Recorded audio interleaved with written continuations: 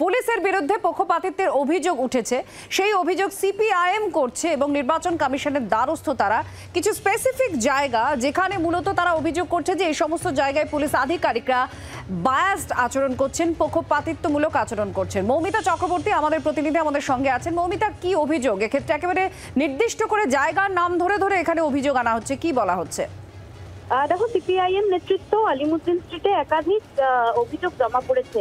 এখানে দেখা যাচ্ছে যে বিশেষ করে যে 13ই মে যে ফেজের নির্বাচন হতে চলেছে এবং তার পরবর্তী ফেজে যে কেন্দ্রগুলোতে নির্বাচন হতে চলেছে, সেই সমস্ত জায়গা, বিশেষ করে কৃষ্ণনগর, পশ্চিম বর্ধমান, এরকম একাধিক জায়গার থানার ওসিদের বিরুদ্ধে অভিযোগ আনছেন নির্দিষ্টভাবে যে তারা পক্ষপাতমূলক আচরণ করছেন এবং সেই সমস্ত থানার লিস্ট নিয়ে আজ 11:30টায় নির্বাচন কমিশনের কাছে নালিশ জানাতে চলেছে সিপিআইএম নেতৃত্ব। তাদের অভিযোগ যে পুলিশের আচরণ এক্ষেত্রে সঠিক নয়, পুলিশ সঠিক ভূমিকা পালন করছেন না এবং ওই সমস্ত থানার আইসিদের বিরুদ্ধে তারা অভিযোগ জানাতে চলেছেন। পাশাপাশি 107-এর নোটিশ ধরানো হচ্ছে অধিকাংশ জায়গায়।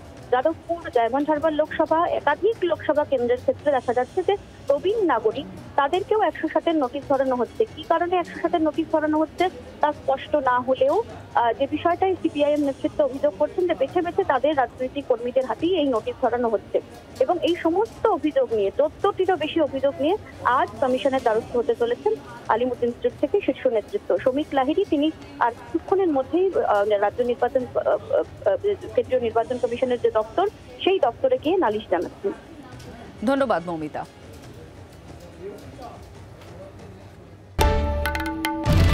বাংলার আওয়াজ, বাঙালির আবেগ, জি 24 ঘন্টা।